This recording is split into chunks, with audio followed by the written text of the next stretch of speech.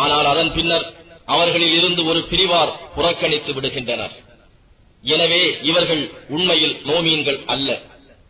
மேலும் தம்மிடையே விவகாரம் ஏற்பட்டு அது பற்றிய தீர்ப்பு பெற அல்லாஹ்விடமும் அவன் தூதரிடமும் வரும்படி அழைக்கப்பட்டால் அவர்களில் ஒரு பிரிவார் அழைப்பை புறக்கணிக்கிறார்கள். ஆனால் அவர்களின் பக்கம் உண்மை நியாயம் இருக்குமானால் வழிபட்டவர்களாக அவரிடம் வருகிறார்கள். அவர்களுடைய இதயங்களில் நோய் இருக்கிறதா, அல்லது அவரை பற்றி அவர்கள் சந்தேகப்படுகிறார்களா, அல்லது அல்லாஹுவும் அவனுடைய தூதரும் தங்களுக்கு அநியாயம் செய்வார்கள் என்று அஞ்சுகிறார்களா? அல்ல.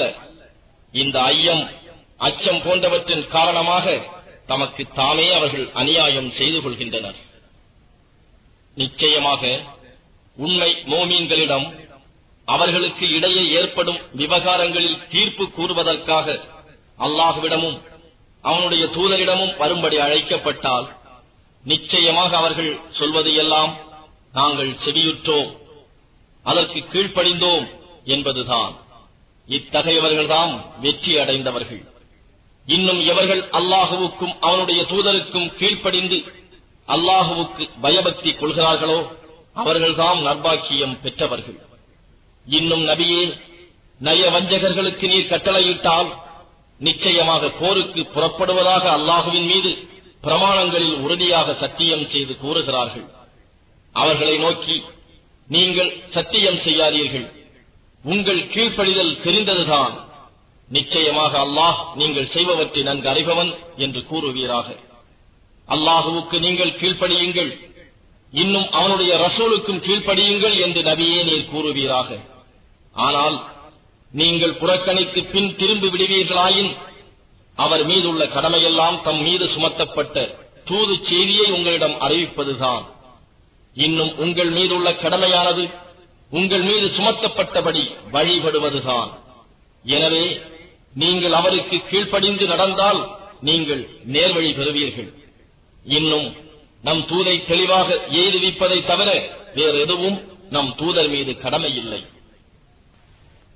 உங்களில் எவர் ஈமான் கொண்டு சாலிகான நற்செயல்கள் புரிகிறார்களோ அவர்களை, அவர்களுக்கு முன் இருந்தோரை பூமிக்கு ஆட்சியாளர்களாக்கியது போல் பூமிக்கு நிச்சயமாக ஆட்சியாளர்களாக்கி வைப்பதாகவும், இன்னும் அவன் இசைந்து கொண்ட மார்க்கத்தில் அவர்களை நிச்சயமாக நிலைப்படுத்துவதாகவும், அவர்களுடைய அச்சத்தை திட்டமாக அமைதியை கொண்டு மாற்றி விடுவதாகவும் அல்லாஹ் வாக்களித்திருக்கின்றான்.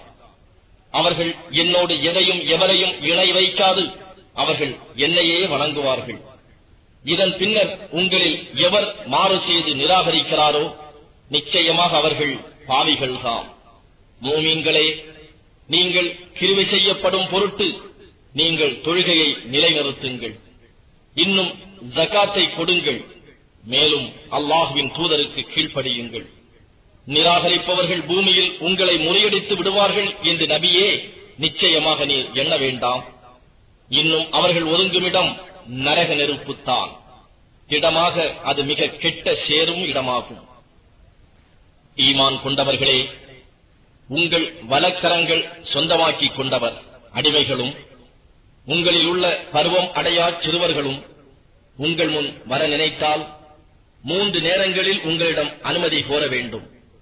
ஃபஜ்ர் தொழுகைக்கு முன்னரும், நீங்கள் மேல் மிச்சமான உங்கள் உடைகளை களைந்திருக்கும் லுஹர் நேரத்திலும், இஷா தொழுகைக்கு பின்னரும் ஆகிய 3 நேரங்களும் உங்களுக்காக அமையப் பெற்றுள்ள 3 அந்தரங்க வேளைகளாகும். இவற்றை தவிர மற்ற நேரங்களில் நீ கூறிய அடிமைகளும் குழந்தைகளும் அனுமதியின்றியே உங்கள் முன் வருவது உங்கள் மீதும் அவர்கள் மீதும் குற்றம் இல்லை. இவர்கள் அடிக்கடி உங்களிடமும் உங்களில் ஒருவர் மற்றவரிடம் வரவேண்டியவர்கள் என்பதினால் இவ்வாறு அல்லாஹ் தன் வசனங்களை உங்களுக்கு விவரிக்கின்றான். மேலும் அல்லாஹ் யாவற்றையும் நன்கறிந்தவன், ஞானம் மிக்கவன். இன்னும் உங்களில் உள்ள குழந்தைகள் பிராயம் அடைந்துவிட்டால் அவர்களும் தங்களுக்கு வயதில் மூத்தவர்கள் அனுமதி கேட்பது போல் அனுமதி கேட்க வேண்டும். இவ்வாறே அல்லாஹ் தன்னுடைய வசனங்களை உங்களுக்கு விவரிக்கின்றான். அல்லாஹ் யாவற்றையும் அறிந்தவன், ஞானம் மிக்கவன். மேலும் பெண்களில் விவாகத்தை நாட முடியாத முதிர்ந்த வயதை அடைந்துவிட்ட பெண்கள் தங்கள் அழகு அலங்காரத்தை பிறருக்கு வெளியாக்காதவர்களான நிலையில் தங்கள் மேலாடைகளை கழற்றியிருப்பது அவர்கள் மீது குற்றம் இல்லை. ஆனால் இதனையும் அவர்கள் தவிர்த்து ஒழுங்கை பேணிக் கொள்வது அவர்களுக்கு மிகவும் நலமாக இருக்கும். அல்லாஹ் யாவற்றையும் செவி ஏற்பவன், நன்கு அறிபவன். மூமீன்களே, உங்களுடன் சேர்ந்து உணவருந்துவதில் குருடர் மீதும் குற்றமில்லை, முடவர் மீதும் குற்றமில்லை, நோயாளியின் மீதும் குற்றமில்லை, உங்கள் மீதும் குற்றமில்லை. நீங்கள் உங்கள் சொந்த வீடுகளிலோ அல்லது உங்கள் தந்தைமார் வீடுகளிலோ அல்லது உங்கள் தாய்மார் வீடுகளிலோ அல்லது உங்கள் சகோதரர் வீடுகளிலோ அல்லது உங்கள் சகோதரிகள் வீடுகளிலோ அல்லது உங்கள் தந்தையின் சகோதரர் வீடுகளிலோ அல்லது உங்கள் தந்தையின் சகோதரிகள் வீடுகளிலோ அல்லது உங்கள் தாயின் சகோதரர் வீடுகளிலோ அல்லது உங்கள் தாயாரின் சகோதரிகள் வீடுகளிலோ அல்லது எந்த வீட்டுடைய சாவிகள் உங்கள் வசம் இருக்கிறதோ அதிலும் அல்லது உங்கள் தோழரின் வீடுகளிலோ நீங்கள் புசிப்பது, நீங்கள் சேர்ந்தோ அல்லது தனித்தனியாகவோ புசிப்பது உங்கள் மீது குற்றமாகாது. ஆனால் நீங்கள் எந்த வீட்டில் பிரவேசித்தாலும் அல்லாஹ்விடம் இருந்து உங்களுக்கு கிடைத்திருக்கும் முபாரக்கான, பாக்கியமிக்க, பரிசுத்தமான அஸ்ஸலாமு அலைக்கும் என்னும் நல்வாக்கியத்தை நீங்கள் உங்களுக்குள் கூறிக்கொள்ளுங்கள்.